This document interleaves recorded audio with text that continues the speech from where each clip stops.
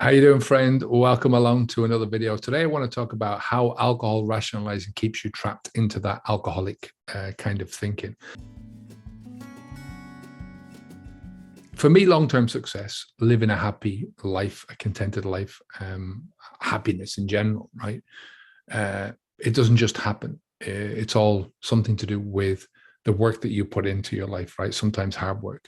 And there's no shortcuts or quick fixes to this long-term process. I mean, there's nothing wrong with having a quick fix for some of the things in your life. There's nothing wrong with having an instant gratification somewhere along the line, but the long-term, you have to think in terms of planning and all that kind of stuff. And I think we've been brainwashed into a delusion that there is some kind of a magic pill, or rather a magic elixir that can deliver that fun, that happiness, the pleasure. And it's called alcohol, or whatever other drug that you think about, you can think of that people use generally in that fashion. And lurking behind this fantasy hides the reality of restriction, unhappiness, dependence. And for me, worse still, there's a real possibility in your life of fractured relationships, of misery, of disease, and ultimately of a premature death, which has been preceded by a really reduced quality of life. And that's the problem. So for me, there is our culture plays a huge part in this deception, and nobody can deny the culpability of the alcohol industry, although that's a separate issue. But as individuals, we are all our own worst enemies, and the ultimate responsibility always lies firmly on our own doorstep. The responsibility, the commitment, all those things that happen in your life that are going to make your life a good thing, they're going to come from you, regardless of what happens outside. And we rationalize our drug use by sort of twisting the facts to suit how we personally want to see the world, how we personally want the world to look. And this is sometimes called rationalizing. It's sometimes called cognitive dissonance or personal spin doctoring. Most of us will not acknowledge alcohol for what it really is, which is a dangerous psychoactive drug. We prefer to use these soft words like drink, drinking, and drinker. We call ourselves a drinker, and what we're doing is drinking, and what we're drinking is a drink, which is really innocuous, but it camouflages the behavior, or rather, it hides what we're doing to ourselves, right? So we need to start using, if you want to get away from this, from any bad habit, you've got to start looking at the bad habit for what it is. Look at the tool for what it is. In this case, you're looking at the drug instead of the drink. You're looking at using instead of drinking, and you're looking at yourself as a user rather than a drinker. And if you frame it that way, you see it from a more realistic point of view. We also try to cover up how much and how often we consume alcohol, both in the short term and the long term. And again, this is mostly to ourselves. I'm not talking about, lying to other people about the amounts that you're drinking, but to yourself. Instead of taking full responsibility for what we put into our mouths, we tend to engage in this groupthink, this we versus them mentality. We tell ourselves things like, I'm a part of the we who doesn't drink alcohol. I'm a part of this group of people who doesn't drink alcohol to excess. I don't really drink alcohol to excess. I know people that drink a lot more than I do. Or you can tell yourself, well, I drink responsibly for the most part, right? I'm part of that group of sensible people who drink responsibly. Sometimes I go off the rails and I drink a bit much, but most of the time I drink responsibly. Or I only drink the good stuff. I never drink for the sake of drinking. I love the taste of my drink. I drink to be sociable. I drink the finest bouquets. You hear people talking like that. I only drink the finest single malt, if you're talking about a whiskey or something like that. Do you taste the oakiness of this? Have you smelt the character in this wine, or the earthiness in this beer? I love those last two. The taste of wood or muck. When was that ever a good thing in anything that you taste? It's supposed to be a bad thing to taste the cork, but then a good thing to taste some wood barrel that the wine was stored in. How does that make any sense? Who was the peddler who first put across that idea. You know, the guy with a load of wine that was contaminated by the taste of the barrel, and he said, how are we going to sell this stuff? Should we tell them that, you know, the barrel adds to the flavor, that this is part of what we're actually doing here? We're deliberately done this. It actually makes the wine more desirable. We'll even charge more money for it. That sounds like a plan, doesn't it? You know. And on the other side, we tell ourselves things like, they're the alcoholics, right? That person over there, do you see him sitting in the doorway? And he's drinking all day long and all day night, and all he's doing is trying to get money for drink. He's the alcoholic, right? They're the ones that drink irresponsibly. You know, the guy that's just been done for drinking and driving for the 10th time, and he's been locked up for 20 years now, right? They're the ones that drink to excess, the people that are in the hospitals because they've drank so much that they are on death's door. The liver is shot, right? These are the people that we sort of hold up in our own heads as those people that examples of how not to behave. You know, they're the addicts, they're the ones that are the diseased. And what it does is it gives us sort of this, you know, in certain aspects of life, you've got this thing that you're trying to chase after, this dream that you're trying to get to, the person up here. Well, in this case, this is the person that's stopping you from changing, is because you see this person down here and you say, well, I'm not there. You know, I don't get up every morning and drink, or if I do have a drink in the morning, it's only as a cure for the night before, and I don't have to drink too much, right? So who are they exactly, these people? They're anybody who, through their behavior or through their perceived behavior, and I'm talking about being perceived by us, that we can view as representing alcoholism. You know, we use them to justify our own alcohol use. In a really roundabout way, we say to ourselves, well, you know, exactly, I'm not there. So it proves that I don't have an alcohol problem. So, you know, I have a few of them, or I've had a few of them in my life. There was one guy that I used to know in a bar that I used to go into, and this guy was nearly almost always there. He'd be sat in the corner of the bar, and he always looked like he was a month away from his last shower. He looked scruffy, disheveled, stinky. Nobody sat too close to him because, you know, they couldn't, if they could help it, because they couldn't stand the smell that was coming off this guy. I mean, literally, he didn't wash, you know, this guy.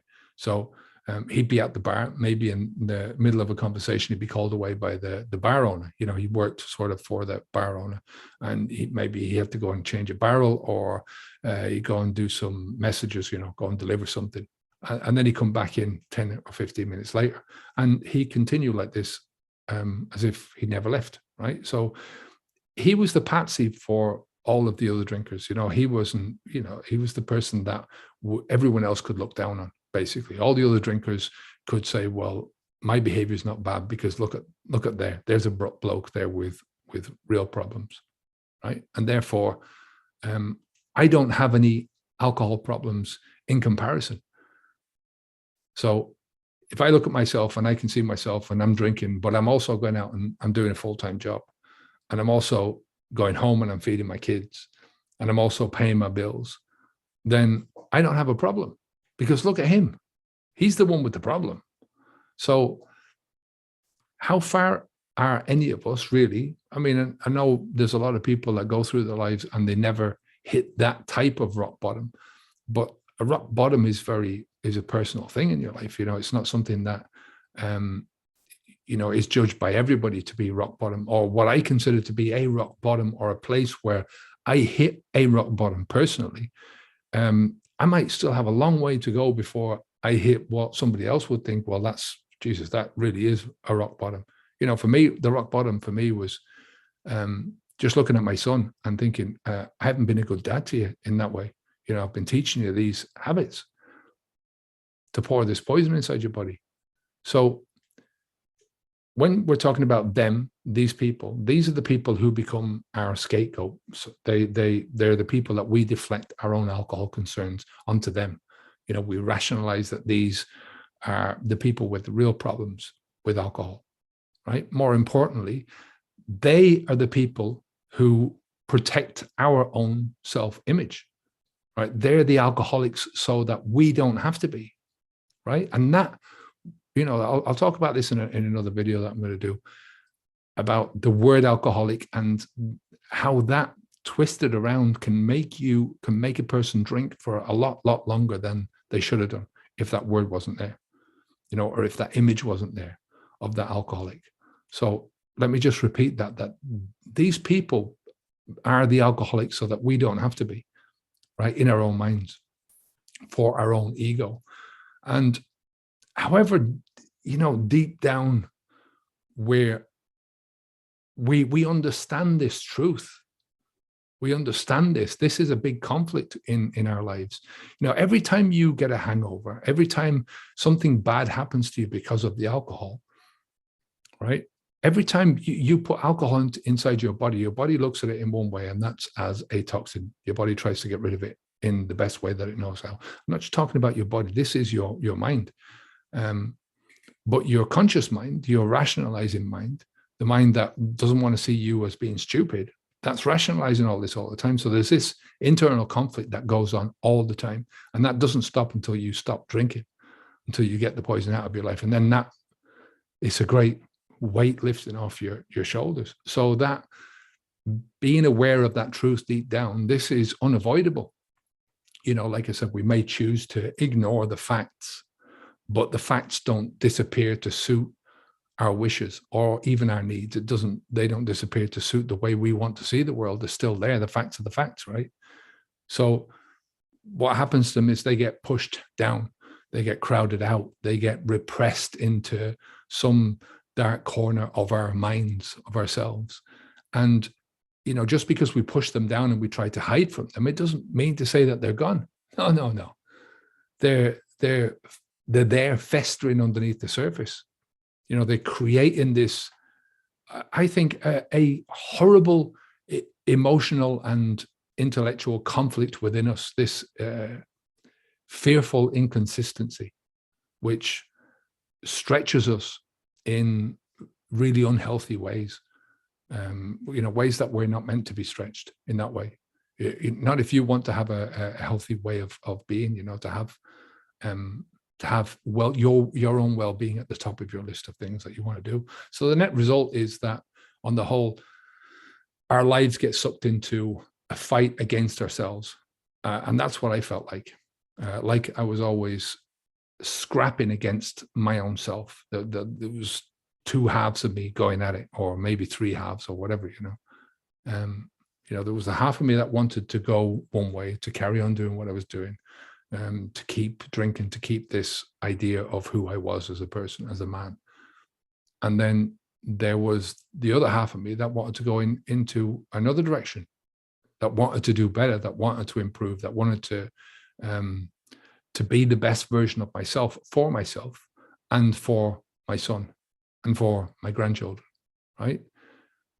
And there's no wisdom in that conflict. It's just mental. It's miserable. It's completely unreasonable. And it's heartbreaking. It's heartbreaking for everyone in your life that cares about you. But most of all, it's heartbreaking for you because you only have this one life. And it's heartbreaking for you because of the potential that was there for you to take, for what might have been, for this wasted potential that is there, for all those possibilities that won't ever happen because you're so caught up in this mad power struggle inside your head. And the worst thing is that there is no power in it. I'm calling it a power struggle, but there's no power. It's pitiful, really lamentable, self-destructive fight over nothing, towards nothing. Alcohol, depressive living up to its name, right? Depressing everything that you touch. So my life changed because I made the decision to stop drinking alcohol, right? Overnight and over 9 years, right? So both of those things, right? Overnight, my life changed overnight. And over 9 years. They're both part of the truth and the whole truth in and of itself, right? So I changed overnight because that's what it took to start the change. I had to make a change. I had to make a decision, and I had to step across that line and go into the next day and go, that's it. Regardless of what happens, I'm not drinking any more of this fucking shit. I'm not putting this inside my body. That's it. It's taken me 9 years to get where I am. So, the successful things that I'm doing in my life, the things that are bringing me that meaning more than anything else into my life, have taken this 9 years to grow, and that will continue growing throughout my life. So, my biggest passion in life is teaching other people how to do this. Not just how to stop drinking alcohol, right? I can do that standing on my head with my hands tied behind my back. I'm not interested in that part of it. I am interested because it's a starting point. And I understand that, this is the group of people that I've chosen to help. And I can't help them unless they do that one thing, right? So for me, that's the simple part. I can get you to 30 days. I can get you to 60 days. I can get you to 90 days, 120 days alcohol free, no problem at all, right? That's not where any of the problem is. My real passion is in teaching what is possible after you've gotten rid of this alcohol, and to try and get people to see that before they've stopped. I didn't see that myself. I could see there was possibilities and there was probabilities, but I couldn't see that. I couldn't see what. That was the thing, and there's the beauty and the fun for me. All the successes that I've had in my journey have come and sprang out of that well, if you like, and that's what I love to do more than anything else. So anyway, I'm going to stop talking for today. I'm going to do another video in a couple of days on just that word alcoholic, because I think it's important. I've done a few videos on this, but as with everything in this journey for me and in my life, these things take a long time to unfold, within me. What I mean by this, and I've changed a lot of my ideas in the past about this. So I want to tell you what I think about it right now, and how the word is holding you back. If you continue to call yourself this, it's going to hold you back in a big way. So I'll speak to you in a couple of days. Oh, by the way, if you haven't gone over and got the quick start preparation guide, that's down below. There's a link down for that. This is really sort of a condensed version of our 14-day program within Habits V2. And the idea is to try and give you as quickly as you can that ability to step across that line with some confidence and courage above all else, just to get you back up about these things, to help you to see that you can persevere and you can do this, to give you a bit of patience to do it. So that's down below. Click on the link for that, and as normal, the Habits V2 program is down there as well if you want to invest in yourself that way. Take care of yourself, and I'll speak to you again. Onwards and upwards. Bye now.